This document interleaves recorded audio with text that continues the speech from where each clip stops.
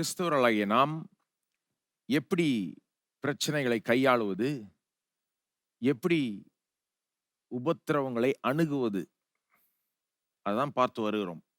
இன்றைக்கு சிம்பிளான சத்தியங்கள், தேவனை பற்றிய 2 சத்தியங்களை உங்களுக்கு நினைப்பூட்ட விரும்புகிறேன். உங்களுக்கு தெரியாததுன்னு கிடையாது. உங்களுக்கு தெரிஞ்ச காரியங்களை நினைப்பூட்ட விரும்புகிறேன். 2 சத்தியங்கள் என்னன்னா, தேவனால் செய்ய முடியும், தேவன் செய்வார். தேவனால் செய்ய முடியும், தேவன் செய்வார். ஆங்கிலத்துல சொன்னா காட் கேன், காட் வில். தேவனால் செய்ய முடியும், தேவன் செய்வார். என்ன செய்ய முடியும்? உங்களுக்கு உதவி செய்ய முடியும். இன்றைக்கு உங்களுடைய குறிப்பிட்ட சூழ்நிலை எனக்கு தெரியாது, ஆனா கர்த்தருக்கு தெரியும் பாருங்க. அவரால் கூடாத காரியம் ஒன்றும் இல்லை. உங்களை விடுதலையாக்க முடியும். அது மட்டும் இல்ல, உங்களை விடுதலை ஆக்குவார், உங்களுக்கு உதவி செய்வார். அவரால் செய்ய முடியும், அவர் நிச்சயம் செய்வார். இன்றைக்கு நம்ம ஏன் இதை பார்க்கிறோம்னா, பிரச்சனையின் மத்தியில பிரச்சனை தான் பெருசா தெரியுது, நம்முடைய தேவன் பெருசா தெரிய மாட்டேங்கிறார். நமக்கு தெரியும் கர்த்தர் பெரியவர், கர்த்தர் வல்லவர், சர்வ வல்ல தேவன், அதெல்லாம் நமக்கு தெரிஞ்ச காரியங்கள். ஒரு சின்ன பிள்ளை கூட தெரியும், சண்டே ஸ்கூல் போற பிள்ளை கூட தெரியும் பாருங்க.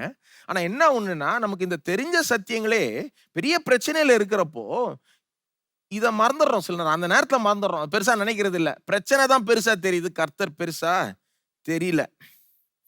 அப்போ அப்படிப்பட்ட ஒரு சூழல்ல நம்ம ஜெபிக்கும் போது பாருங்க, ஒரு பிரச்சனையில இருக்கிறோம், பிரச்சனை பெருசா இருக்கு, நம்ம கண்களுக்கும் பெருசா இருக்கு, மனசுக்கும் பெருசா இருக்கு, ஜெபிக்க போறோம். அந்த இடத்துல அந்த ஜெபத்துல பெரிய ஒரு விசுவாசம் இல்லாம போயிடுது. ஆண்டவரே எனக்கு உதவி செய்யும் ஆண்டவரேன்னு சொல்லுகிறோம், ஆனால் அவரால் செய்ய முடியுமானே ஒரு சந்தேகம் சில நேரம். அப்படி இல்லைனாலும் செய்வாரான்ற ஒரு சந்தேகம்.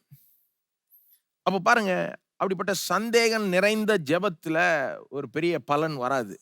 அதுல இருந்து ஒரு பலன் பெருசா வராது. அப்படிப்பட்ட ஜெபங்கள் உங்களுக்கே தெரியும், விசுவாசத்தினால் கேட்கும் போதுதான் அந்த ஜெபத்துக்கு பெரிய ஒரு பலன் உண்டு. அப்ப இன்றைக்கு நான் ஏன் இந்த சத்தியங்கள், எளிமையான சத்தியங்கள், ஏன் இதை உங்களுக்கு நான் நினைப்பூட்டுகிறேன்? உங்க விசுவாசத்தை இது பூஸ்ட் பண்ணும். உள்ள இருக்கிற அந்த விசுவாசத்தை திரும்ப எழும்ப செய்யும். எப்படி இருந்தாலும், இன்னைக்கு நான் எப்பேற்பட்ட கஷ்டத்துல இருந்தாலும் கர்த்தரால் என்னை தூக்கி எழுப்ப முடியும், நிச்சயம் செய்வார்ன்ற ஒரு உறுதி வந்துருச்சுன்னு வைங்க, அந்த விசுவாசம் எழும்பிடுச்சுன்னு வைங்க, உங்க ஜெபமே வேற மாதிரி மாறிடும். தைரியமா கேட்பீங்க, விசுவாசத்தோட கேட்பீங்க, சந்தேகம் அவ்வளவு இருக்காது. அது மட்டும் இல்ல, பெருசா கேட்பீங்க. இன்றைக்கு பாருங்க, தேவ ஜனங்கள் வித்தியாசமாய் வாழ வேண்டும். உலகமே இன்றைக்கு கவலையிலையும் பயத்திலையும் சிக்கி கொண்டிருக்கு. பிரச்சனைகள் பெருசா இருக்கு பாருங்க, சும்மா ஒண்ணும் கிடையாது. ஆகவே உலகம் ஒரு பயத்துல உட்பட்டு இருக்கு பாருங்க. ஆனா தேவ ஜனங்களாகிய நாம் வேற விதமாய் வாழ வேண்டும். நாம பயத்தின் கீழே வாழக்கூடாது, பயத்துல பிடிபட்டு வாழக்கூடாது. நாம இந்த பிரச்சனை பெருசுதான், பெருசு இல்லைன்னு சொல்லல. ஆனா பிரச்சனையை காட்டிலும், இந்த சவாலை காட்டிலும், சூழ்நிலை காட்டிலும் நம்முடைய தேவனை பெரியவராய் காண வேண்டும். எந்த அளவுக்கு பெரியவராய் காண வேண்டும்னா, அவர்கிட்ட ஜெபிக்கும் போது பெரிய ஒரு விசுவாசத்தோட, தைரியத்தோட, இவர் இதெல்லாம் சால்வ் பண்ணுவார், இதெல்லாம் தீர்த்து தருவார், இதெல்லாம் மாற்றுவார்ன்ற ஒரு தைரியத்தோட ஜெபிக்கணும் பாருங்க. நம்ம தேவ ஜனங்களாகிய நாம் தான் இந்த உலகத்துக்கு ஒரு ஹோப்புங்க.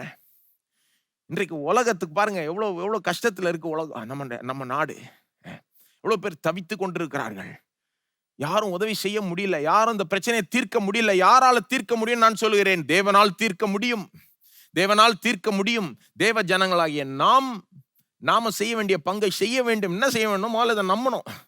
தேவனால செய்ய முடியும், அவரால் கூடாத காரியம் ஒன்றும் இல்லை, அவர் செய்வார்னு ஒரு பெரிய நம்பிக்கை வந்துருச்சுன்னு வைங்க, நீங்க பெரிய விதத்துல ஜெபிக்க ஆரம்பிப்பீங்க, பெரிய காரியங்களுக்கு விண்ணப்பிக்க ஆரம்பிப்பீங்க. உங்களுக்கு மட்டும் இல்லை, உங்க குடும்பத்துக்கு மட்டும் இல்லை, இந்த தேசத்துக்கு ஜெபிக்க ஆரம்பிப்பீங்க. உங்க ஜெபத்தை தேவன் கேட்பார், பதில் அளிப்பார். அப்ப அதற்காக தான் நான் இன்றைக்கு பிரசவம் பண்றேன். இதை உங்களுக்கு தெரிஞ்ச காரியம், உங்களுக்கு தெரியாதது கிடையாது, தெரிஞ்ச காரியம். தேவனால் செய்ய முடியும், தேவன் நிச்சயம் செய்வார். ஏன் பிரசவம் பண்றேன்? நம்முடைய விசுவாசம் எழும்ப வேண்டும். நாம தேவனிடத்தில் போய் ஜெபிக்கும் போது பெரிய காரியங்களை கேட்க வேண்டும். இந்த பெரிய தேவன், வல்ல தேவனிடத்துல போய் பெரிய காரியங்களை கேட்க வேண்டும், பெற்றுக்கொள்ள வேண்டும். நமக்காக மட்டும் இல்ல, நம்முடைய குடும்பங்களுக்காக, நம்முடைய சபைக்காக, நம்முடைய தேசத்துக்காக. அப்போ நம்ம இத கொஞ்சம், இந்த 2 காரியங்களும் கொஞ்சம் விவரமா பார்ப்போம். முதல்ல தேவனால் செய்ய முடியும். God can. உங்களுக்கு உதவி செய்ய முடியும், உங்களை விடுதலையாக்க முடியும், உங்களை குணமாக்க முடியும், உங்களை மேல தூக்க முடியும், உங்களை முன்னேற வைக்க முடியும். இப்படிப்பட்ட நாட்கள்ல கூட, இப்படிப்பட்ட சூழ்நிலைகள்ல கூட தேவனால் இதை செய்ய முடியும். ஏனென்றால் பாருங்க, தேவனால் செய்ய முடியும்னா நம்ம என்ன சொல்றோம்? அவர் சர்வ வல்ல தேவன். அவரால் எல்லாமே செய்ய முடியும். உங்களுக்கு உதவி செய்ய முடியும்ன்றதை விடுங்க. இப்ப கொஞ்ச நேரம் அதை விட்டுறலாம். உங்க சூழ்நிலையை மறந்துருங்க, உங்க பிரச்சனையை மறந்துருங்க. இவருடைய வல்லமையை யோசித்து பாருங்க கொஞ்சம். இவர் சர்வ வல்ல தேவன். இவரால் எல்லாமே செய்ய முடியும். நம்மால செய்ய முடியாததை செய்ய முடியும்ன்றது மட்டும் இல்ல, எல்லாமே இவருக்கு செய்ய முடியும். அவரால் கூடாத காரியம் ஒன்றும் இல்லை. அவருடைய பவருக்கு லிமிட் இல்லை பாருங்க. எல்லையே கிடையாது. நீங்க எல்லையே போட முடியாது. இவ்வளவுதான் போடவே முடியாது. இன்ஃபினிட், எல்லையே இல்லை, நோ லிமிட். அவருடைய பவருக்கு தொடக்கமும் இல்லை, முடிவும் இல்லை. இட்டர்னல், அது நித்திய ஒரு பவர். அவருடைய பவரை யாராலையும் முழுமையாய் புரிந்து கொள்ள முடியாது. சர்வ வல்ல தேவனுடைய இந்த வல்லமையை யாரும் முழுமையாய் புரிந்து கொள்ள முடியாது. இப்பவே சொல்றேன், ஏன்னா சில நேரம் புரிஞ்சுக்க முடியாது. நம்மளால கேள்வி உண்டாகும், இது ஏன், அது ஏன்னு. அது ஏன்னா இவர் தேவன், இவர் நம்மள காட்டுல மேலானவர். அவருடைய வழிகளை எல்லாத்தையும் புரிஞ்சுக்க முடியாது. அவருடைய பவரையும் அவருடைய இந்த வல்லமையும் எல்லாத்தையும் புரிஞ்சிக்க முடியாது. ஆனா கொஞ்சம் புரிஞ்சுக்கிட்டா கூட பெரிய நம்பிக்கை நமக்கு வந்துடும், பெரிய விசுவாசம் நமக்கு வந்துடும். அப்ப இவருடைய வல்லமையை புரிஞ்சு பாராட்டி அதன் மூலமா நம்பிக்கை பெறணும்னா சில காரியங்களை பார்க்கணும் பாருங்க. இவருடைய வல்லமையை புரிஞ்சுக்கிறதுக்கு, பாராட்டுறதுக்கு எதை பார்த்தா கொஞ்சம் புரியலாம், பாராட்டலாம், நம்பிக்கை பெறலாம். நான் நினைக்கிறேன் பல காரியங்களை பார்க்கலாம் வேதத்துல. ஆனா நான் 2 காரியங்களை தான் உங்க மனசுக்கு முன்பாக கொண்டு வருகிறேன் இன்றைக்கு. இவருடைய வல்லமையை புரிஞ்சுக்கணும், பாராட்டணும், இதன் விளைவாக ஒரு நம்பிக்கையும் விசுவாசத்தையும் பெற்றுக்கொள்ளணும்னா, ஒன்னு சிருஷ்டிப்பை பாருங்க. சிருஷ்டிப்பு, தேவன் எப்படி சிருஷ்டித்தார் என்பதை நினைச்சு பாருங்க. அதை தியானிங்க, அதை பத்தி கொஞ்சம் யோசித்து பாருங்க. யோசித்து பார்க்க உங்களுக்கு அவருடைய வல்லமையை கொஞ்சம் புரிஞ்சுக்கலாம், ஓரளவுக்கு புரிஞ்சுக்கலாம், ஓரளவுக்கு பாராட்டலாம். அதுல இருந்து ஒரு நம்பிக்கையும் விசுவாசத்தையும் பெறலாம். முதல்ல சிருஷ்டிப்பு, அப்புறம் உயிர்த்தெழுதல். அதாவது மரித்தோரை உயிரோடு எழுப்புகிறார் தேவன். அதுல வெளிப்படுகிற அவருடைய வல்லமையின் மூலமாக அவருடைய வல்லமையை புரிஞ்சுக்கலாம், பாராட்டலாம். அதன் மூலமா ஒரு நம்பிக்கையும் விசுவாசத்தையும் பெறலாம். பெற்று அப்புறம் நம்முடைய பிரச்சனையை பார்த்தீங்கன்னா பெருசாவே தெரியாது. நல்லா கவனிங்க. உங்களை பாருங்க, கொஞ்ச நேரம் உங்க பிரச்சனையை மறந்துருங்கன்றேன். இந்த உலகத்தில் இருக்கிற பிரச்சனை எல்லாம் மறந்துருங்க. இந்த 2 காரியங்களை பார்க்கலாம். எந்த 2 காரியங்கள்? சிருஷ்டிப்பு, உயிர்த்தெழுதல். இதுல எப்படி தேவனுடைய வல்லமை வெளிப்படுதுன்னு பார்க்கலாம். இதன் மூலமா தேவனுடைய வல்லமை எப்பேற்பட்ட வல்லமை என்பதை கொஞ்சம் பாராட்டலாம். பாராட்டிட்டு அப்புறம் நம்ம பிரச்சனையை பார்த்தீங்கன்னா உங்க பிரச்சனை பெருசாவே தெரியாது. முதல்ல சிருஷ்டிப்பை பார்க்கலாமா? உங்க பிரச்சனை பெருசு இல்லைன்னு சொல்ல வரல. நான் என்ன சொல்றேன், கர்த்தருடைய வல்லமை அதை காட்டிலும் பெருசு. சிருஷ்டிப்பை பாருங்க.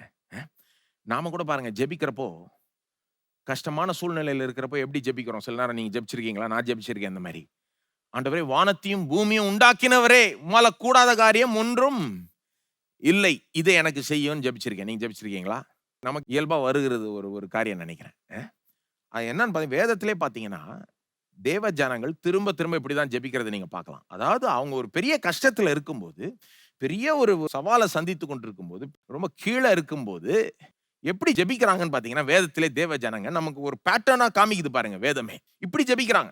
சிருஷ்டிப்புல வெளிப்பட்ட தேவனுடைய வல்லமையை முன்னிட்டு அதை யோசித்து பார்த்து ஜெபிக்கிறாங்க. நான் காண்பிக்கிறேன் பாருங்க ஒரு உதாரணம். அப்போஸ்தலர் 4ஆம் அதிகாரம். சிருஷ்டிப்பை பாருங்கன்னு சொல்றேன்ல, ஏன் பார்க்கணும்? வேதத்திலே இப்படி நம்ம கைட் பண்ணுது பாருங்க. இப்படி ஜெபிக்க கற்றுக் கொடுக்குது. அப்போஸ்தலர் 4:23. இங்க என்ன நடக்குதுன்னு பார்த்தீங்கன்னா, திருச்சபை இப்பதான் தொடங்கி இருக்கு. பேதுரு இப்பதான் பிரசங்கம் பண்ணியிருக்காரு, ஒரு அற்புதத்தை செய்திருக்கிறாரு. சபைக்குள்ள ஆயிரக்கணக்கான ஜனங்க சேர ஆரம்பிச்சிட்டாங்க. ரொம்ப வெற்றிகரமா திருச்சபை தொடங்கிடுச்சு. அப்போஸ்தலர் 4க்குள்ள இது ஆயிடுச்சு. ஆனா கூடவே வெற்றியோட சேர்த்து உபத்திரவமும் தொடங்கிடுச்சு. பேதுருவையும் யோவானையும் மிரட்டுறாங்க, சிறையில போடுறாங்க. அதுக்கப்புறம் அவங்க அதுல இருந்து வெளியே வந்துட்டு தான் இந்த பகுதி வருது. அப்போஸ்தலர் 4:23 வாசிப்போமா? சிறையில இருந்து வந்திருக்காங்க இப்பதான். பேதுரும் யோவானும் சிறை வெளில வந்து விசுவாசிகளோட வந்து பேசுறாங்க, ஐக்கியம் கொள்றாங்க. என்ன நடக்குதுன்னு பார்ப்போம். அப்போஸ்தலர் 4:23. அவர்கள் விடுதலை ஆக்கப்பட்ட பின்பு தங்களை சேர்ந்தவர்களிடத்தில் வந்து பிரதான ஆசாரியர்களும் மூப்பர்களும் தங்களுக்கு சொன்ன யாவையும் அறிவித்தார்கள். அவங்க சொன்னதெல்லாம் அறிவிச்சாங்க. என்ன சொன்னாங்க? மிரட்டுனாங்க ஆக்சுவலா. இயேசுவ பிரசங்கிக்க கூடாது, இயேசு நாமத்துல பிரசங்கிக்க கூடாது. வேற ஏதாவது பேசிக்கோ. ஆனா இயேசுன்ற பேரை இழுக்காத, இயேசுவ பற்றி பேசாத. இதான் மிரட்டுனாங்க பாருங்க. அதெல்லாம் வந்து இவங்க சொல்றாங்க. பேதுருவும், யோவானும் மற்ற விசுவாசிகள் சொல்றாங்க. இந்த மாரிலாம் எங்கள மிரட்டுனாங்க அப்படின்னு சொல்றாங்க. சொல்லிட்டு அப்புறம் என்ன நடக்குது பாருங்க. 24ஆம் வசனம். அவர்கள் அதை கேட்டு ஒருமனப்பட்டு தேவனை நோக்கி சத்தமிட்டு, இந்த உபத்திரவம் இத பற்றி கேட்டுட்டு, இந்த மிரட்டல் எல்லாம் கேட்கறாங்க ஜனங்க. விசுவாசிகள்லாம் கேட்கறாங்க. ஒண்ணா கூடி வரும்போது கேட்கறாங்க. இது மாரி இருக்குன்னு கேள்விப்படுறாங்க. கேட்டுட்டு என்ன பண்றாங்க? ஜெபிக்கிறாங்க. தேவனை நோக்கி சத்தமிட்டு ஜெபிக்கிறாங்க. எப்படி ஜெபிக்கிறாங்கன்றது நீங்க பாருங்க. எப்படி அந்த ஜெபம் தொடங்குதுன்னு பாருங்க. எடுத்த உடனே ஆண்டவரே எங்களுக்கு உதவி செய்யும்னு சொல்றாங்களா? பாருங்க, அது பாருங்க. 4:24 அந்த ஜெபம் எப்படி தொடங்குது பாருங்க. கர்த்தாவே, நீர் வானத்தையும் பூமியையும் சமுத்திரத்தையும் அவைகளுள்ள யாவற்றையும் உண்டாக்கின தேவனாயிருக்கிறீர். இயேசுவ பிரசங்கிக்காத, இயேசு நாமத்தை பயன்படுத்தாதன்னு மிரட்டுறாங்க. அதுக்கும் இந்த ஜெபத்துக்கு என்ன சம்பந்தம் இருக்கு?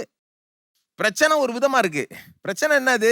சுவிசேஷத்தை பிரசங்கம் பண்ணக்கூடாதுன்னு மிரட்டுறாங்க, பயமுறுத்துகிறாரு. இதான் பிரச்சனை. ஆனா இவங்க எப்படி ஜெபிக்கிறாங்க? எடுத்த உடனே ஆண்டவரே இப்படி பிரச்சனையா இருக்கு, எங்களுக்கு ஏதாவது உதவி செய்யும், அப்படி ஜெபிக்கல. எப்படி ஜெபிக்கிறாங்க? கர்த்தாவே, நீர் வானத்தையும் பூமியையும் சமுத்திரத்தையும் அவைகள் உள்ள யாவற்றையும் உண்டாக்கின தேவனாய் இருக்கிறீர். தேவனுக்கு தெரியாதா இவர் இப்படிப்பட்ட தேவன், வானத்தையும் பூமியும் உண்டாக்கின தேவன்? அவருக்கு நல்லா தெரியும்.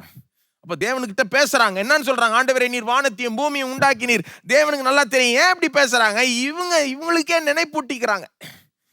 ஆண்டவரே, நீர் எப்பேற்பட்ட தேவன், நீர் வானத்தையும் பூமியும் சிருஷ்டித்த தேவன் இவங்களுக்கே நினைப்பூட்டிக்கிட்டு அப்புறம் தான் இந்த ஜெபத்தை தொடர்றாங்க பாருங்க.